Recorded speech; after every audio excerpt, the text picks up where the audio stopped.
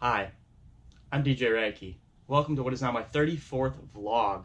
Today is Saturday, July 28th, 2018. There's no school at Scratch Academy today, so I do want to talk about my gig. My one and only paid gig for the month of July was Thursday. I have not discussed that in a vlog yet, and I thought I would share it with you today. So I hope you enjoy the last two vlogs, which are documentary style, and I won't be able to do that daily, just it's way too time consuming, but I'll be happy to do it once in a while for events. So today's vlog is just in studio, me giving advice, which I hope you listen to if you are doing a Sweet 16 party. In kind of preparing for a Sweet 16 party, you need to have new music. And I don't mean new music like go on the Billboard 100 and find all the popular songs in America. I'm talking you need to dig deep into new music. You need to find out what literally just got released. For example, Drake came out with an album a month ago. I made sure I had every song, and every song wasn't playable, but I knew any Sweet 16 or kids party, they're gonna want to hear a bunch of Drake. So first off, have every new Drake song, everyone, even if you think it's not playable. You also need to look at a local audience. Kids like rappers, artists, musicians from where they grew up because it's what they know. Kids aren't well traveled. So Sweet 16 party in Florida, I know I'm gonna need a ton of Kodak Black because he's from right about around where this party was at, which was in Pompano. So again, the party in Pompano, to be speaking in relative terms, you have Miami, then traveling further north, you have Dania Beach, then you have Hollywood where I'm at and where the studio is at, then you have just north of that Fort Lauderdale, and then Pompano.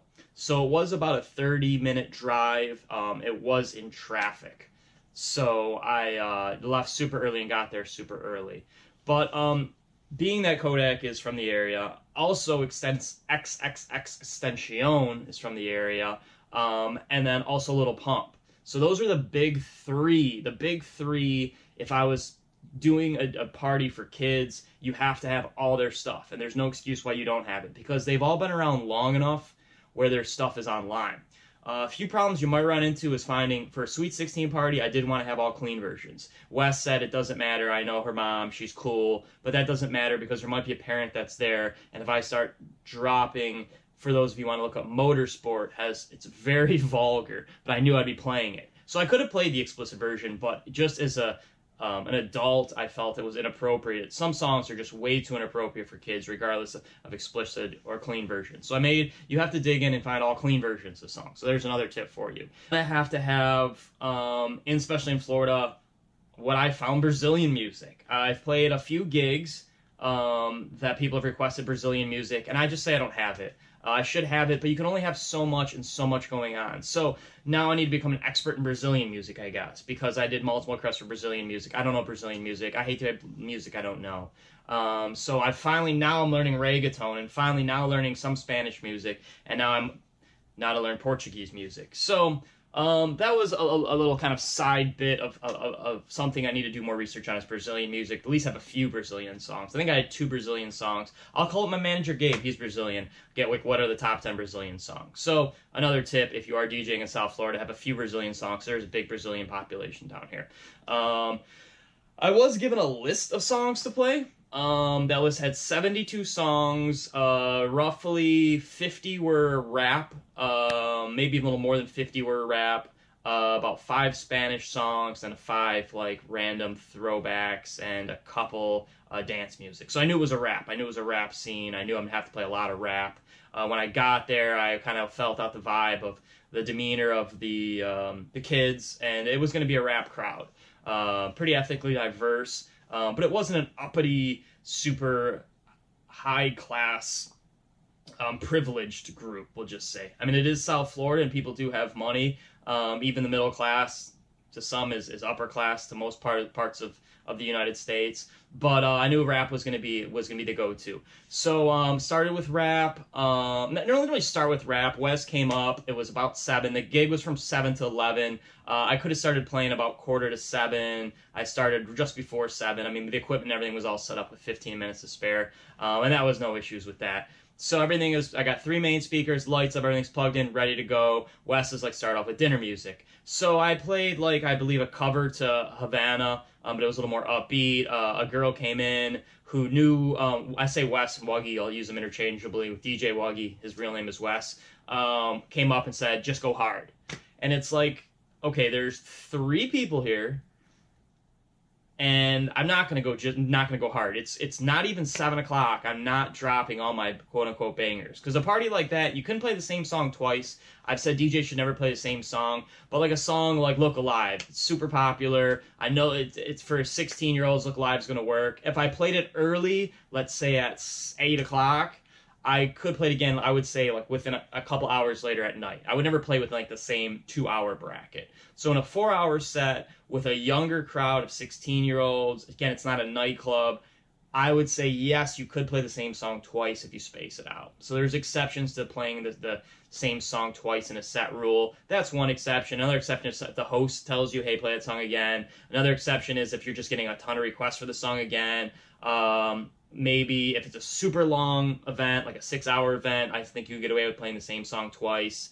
Anything over 5 hours, I'd say you could get away with playing the same song twice. But I don't suggest playing a bunch of like 10 or 12 songs twice. Maybe a couple songs twice, like the big hits. A few more tips as I wrap up this vlog, though, is if you do want to make a request to a DJ, you got to remember I have headphones on.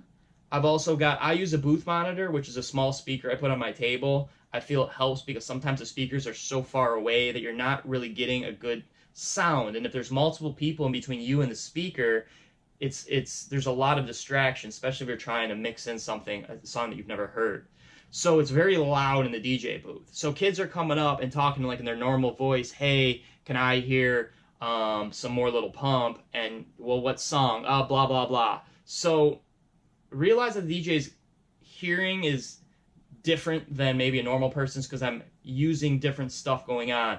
Hold your phone up. Great idea. Hold your phone up. Just hold your phone up. If you've got a song, type it in. Hey, DJ, you got this. It's so much easier. And that way I know the spelling, especially with these Brazilian songs. Kids came up, multiple requests for Brazilian songs. We're like, can you play this, blah, blah, blah, blah, blah, blah, blah. And first it's like, okay, I don't know the artist. I don't know the song. I don't know the spelling. Is it va? Did you say va, pa? It becomes difficult. So heads up on the Brazilian if you're DJing in South Florida. 2 artists that I got requests for that were on a list, like I said, I had a list of 72 songs, were Glock 9 and Soldier Kid. Okay, so I have 2 record pools. I go on my record pools. I try to find all the music that this girl requested, 72 songs. I had 15 of them already in my database. 17 I found. The rest, they were just not on there. I subscribed to Franchise, and now just Franchise and my MP3 pool. I was on DMS, but I canceled that because it was becoming a little bit costly, and I'm not DJing a ton. So I went back down to 2 record pools, but if I start DJing more, I'll probably get back on DMS. So they don't have Glock 9 or Soldier Kid. Now, Glock 9 and Soldier Kid are both artists from both 18 or 19, both very young, and they're both from Florida, and they're local artists. Like I said, it's good to have local artists, but these kids don't understand that I don't have that music. So then it's like, well, go on YouTube and get it. And you're like, and I told this girl, I'm like, that's a process. She's like, well, do you have an aux cord? Auxiliary cord.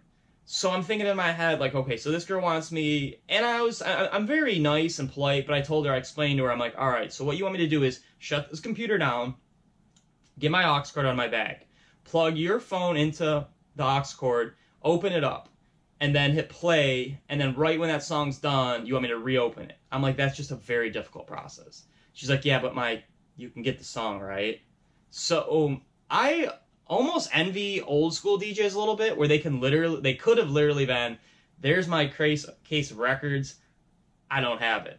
Now if I say I don't have it, kids are like, yeah, they don't understand the concept of getting music from the internet to playing at a DJ gig. All they know is, I have a phone, I type in Glock 9, you can play Glock 9, dude. Go for it. They're sober, obviously, they're kids. So with drunk people, you can kind of mess with them a little bit and be like, oh, I'll play something else, dude, or I don't have that. Kids just don't. A 16-year-old can't process the fact that a DJ can't get a song. What do you mean you can't get a song? Why don't you have Soldier Kid? First of all, I don't have Soldier Kid because he has no clean versions of anything. He might be on iTunes. I'm not paying $1.29 a song on iTunes to download some Soldier Kid song that I might play once. I'm going to play half of it, and it's almost unplayable in a venue. So there's my rant and take on Glock 9 and Soldier Kid. So who I hope start making it big and putting out more music so they can get on record pools and I can play them at gigs for Sweet 16s. But regardless, those are some tips for handling a Sweet 16 party. Again, my name is DJ Rad Key. Thanks for joining me on this journey of being a DJ. You can find all that is DJ Rad Key on djradkey.com, of course. And as always, be good to people, make friends, and peace.